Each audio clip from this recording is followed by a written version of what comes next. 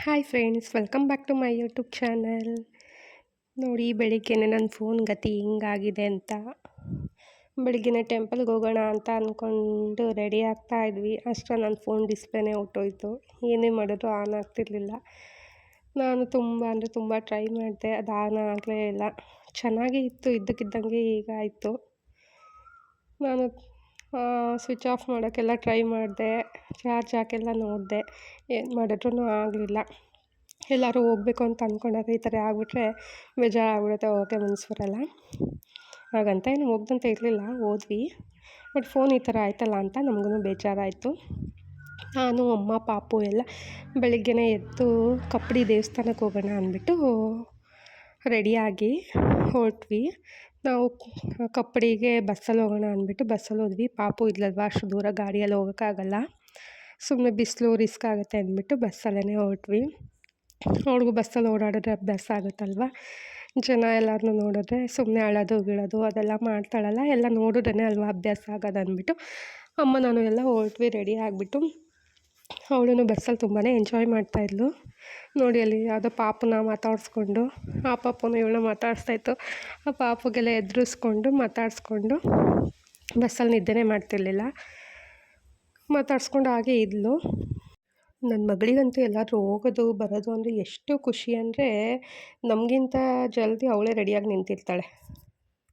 ಅವಳನ್ನೇ first ready ಮಾಡಿಬಿಟ್ಟಿರ್ತೀವಲ್ವ, ಬಾಕ್ಲ ಹತ್ರನೇ ಕೂತಿರ್ತಾಳೆ. ನಾವು ಬರೋದು 5 ನಿಮಿಷ ಲೇಟ್ ಆಯಿತು ಅಂದರೂ ಕೂಗ್ತಾ ಇರ್ತಾಳೆ, ಅಜ್ಜಿ, ಅಮ್ಮ ಅಮ್ಮ ಅಂದ್ಕೊಂಡು.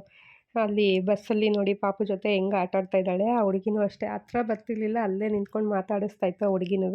ಇವಳು ಇಲ್ಲಿಂದಲೇ ಮಾತಾಡಿಕೊಂಡು ಕೆ ಆರ್ ನಗರ ತನಕನೂ ಹೀಗೆ ಆಟ ಆಡ್ಕೊಂಡೇ ಹೋದ್ಲು. ಬಸ್ಸಲ್ಲೂ ಕೂಡ ಸ್ವಲ್ಪ ಹೊತ್ತು ಮಲ್ಕೊಳ್ಳೇ ಇಲ್ಲ. ಅವಳಿಗೆ ಆಟ ಆಡೋಕ್ಕೆ ಯಾರಾದ್ರು ಸಿಕ್ಬಿಟ್ರೆ ಸಾಕು, ಅವಳಿಗೆ ನಿದ್ದೆ, ಊಟ, ತಿಂಡಿ ಏನೂ ನೆನಪೇ ಬರೋಲ್ಲ ಅವಳಿಗೆ. ಯಾರಾದರೂ ಸರಿ, ಆಟ ಆಡ್ಕೊಂಡು ದೊಡ್ಡವರು ಚಿಕ್ಕವರು ಅಂತ ಏನಿಲ್ಲ, ಆಟ ಆಡ್ಕೊಂಡು ಅವಳ ಪಾಡಿಗೆ ಅವಳಿರ್ತಾರೆ. ಅಲ್ಲಿ ನೋಡಿ ಮೇಲ್ಗಡೆ ಒಬ್ಬರು ಆಂಟಿ ಇದ್ದಾರಲ್ಲ, ಅವ್ರನ್ನೂ ಅಷ್ಟೇ ಎಷ್ಟು ಇವಳೇ ಹೋಗಿ ಮಾತಾಡ್ಸಿದ್ದಾಳೆ ಅವ್ರನ್ನ. ಅವರಂತೂ ಬಸ್ ಇಳಿಯೋ ತನಕನೂ ಪಾಪು ಜೊತೆ ಆಟ ಆಡಿಕೊಂಡು ಮಾತಾಡಿಕೊಂಡು ಎಷ್ಟು ಚೂಟಿಯಾಗಿದ್ದಾಳಲ್ವಾ, ಈಗಲೇ ಹಿಂಗೆ ಆಡ್ತಿದ್ದಾಳೆ, ಈಗಲೇ ಎಲ್ಲರನ್ನೂ ಎಷ್ಟು ಮಾತಾಡ್ಸ್ತಿದ್ದಾಳೆ ಅಂತ ಎಲ್ಲ ಮಾತಾಡ್ಕೊಂಡಿದ್ರು. ಥ್ಯಾಂಕ್ಸ್ ಕೊಡೋದೆಲ್ಲ ಕಲ್ತ್ಕೊಂಡ್ಬಿಟ್ಟಿದ್ದಾಳೆ. ಅಮ್ಮ ಹೇಳ್ಕೊಟ್ಟು ಯಾರಾದ್ರು ಮಾತಾಡ್ಸಿದ್ರೆ ಸಾಕು, ಥ್ಯಾಂಕ್ಸ್ ಕೊಡೋದಕ್ಕೆ ಹೋಗ್ತಾಳೆ. ಇವರೇ ಕೊಡೋಕೆ ಹೋಗ್ತಾ ಇರೋದ್ರೆ ಅವ್ಳು ನೋಡ್ಕೊಂಡು ಕೈ ಕೊಡ್ತಾಯಿದ್ಲು. ಹಿಂಗೆ ಮಾತಾಡ್ಕೊಂಡು ಟೈಮ್ ಪಾಸ್ ಆಯಿತು. ಸೊ ಕೆ ಆರ್ ನಗರ ಬಸ್ ಸ್ಟಾಪ್ ಹತ್ರನೂ ಹೋದ್ವಿ.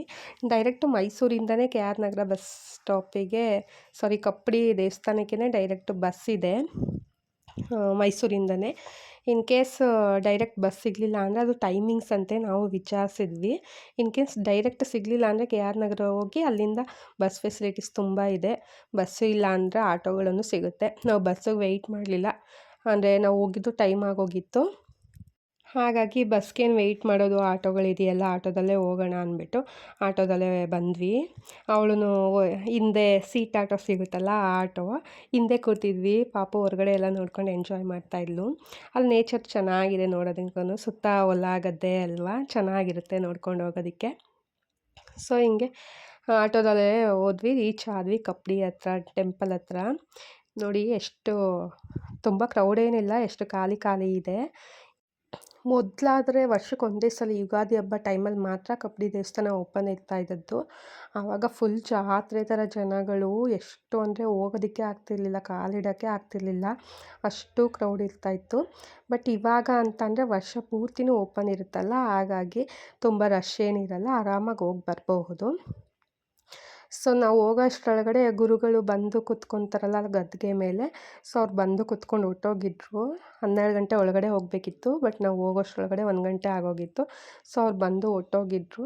ನಮಗೆ ಆ ಊರನ್ನ ನೋಡೋಕ್ಕಾಗಲಿಲ್ಲ. ಸರಿ ಅಂದ್ಬಿಟ್ಟು ನದಿ ಹತ್ರ ಎಲ್ಲ ಹೋಗಿ ಪಾಪುಗೆ ನೀರಲ್ಲಿ ಸ್ವಲ್ಪ ಆಟ ಆಡಿಸ್ಬಿಟ್ಟು ತೆಪ್ಪದಲ್ಲಿ ಹೋಗೋಣ ಅಂತ ಅಂದ್ಕೊಂಡ್ವಿ. ಬಟ್ ಹೋಗಲಿಲ್ಲ, ಸ್ವಲ್ಪ ಭಯ ಅಲ್ಲಿ ಹೋಗೋದಕ್ಕೆ. ಅಂದರೆ ಚೆನ್ನಾಗಿರುತ್ತೆ, ಬಟ್ ಹೋಗೋದಕ್ಕೆ ಸ್ವಲ್ಪ ಭಯ.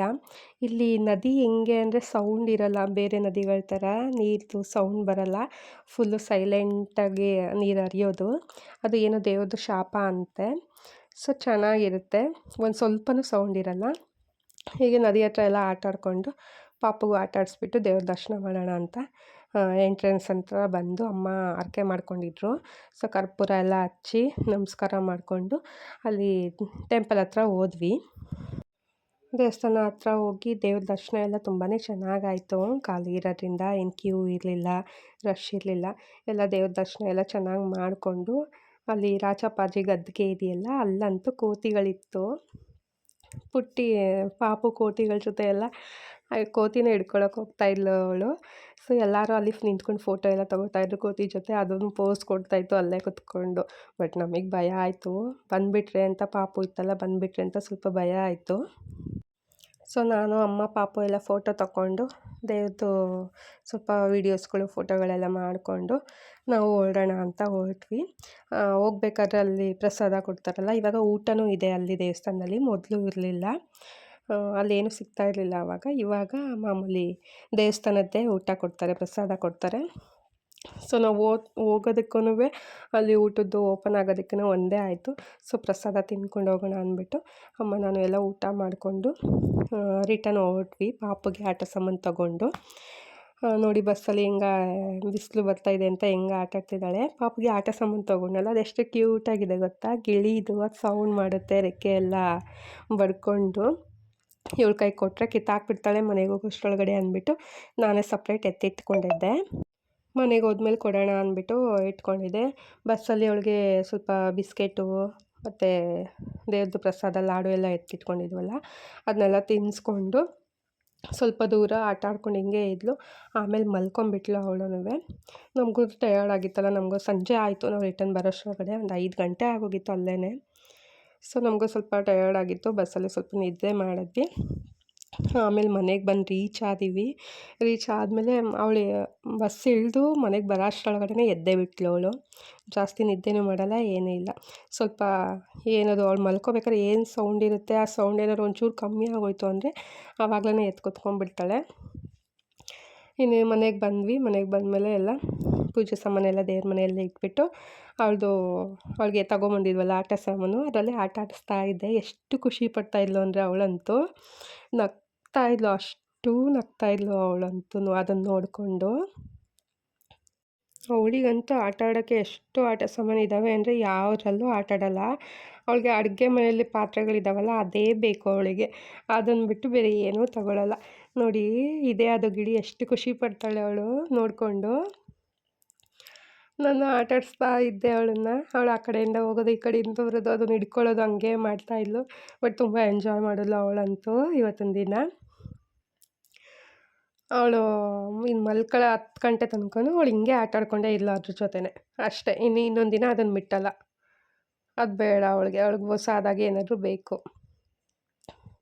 ಅವಳಿಗಂತೂ ನಾನು ಎಲ್ಲಾದರೂ ಹೋದ್ರೆ ಏನಾದರೂ ಒಂದು ತೊಗೊಂಡು ಬಂದೇ ಬರ್ತೀನಿ, ಹಾಗೆ ಅಂತೂ ನಾನು ಬರೋದೇ ಇಲ್ಲ. ನೋಡಿ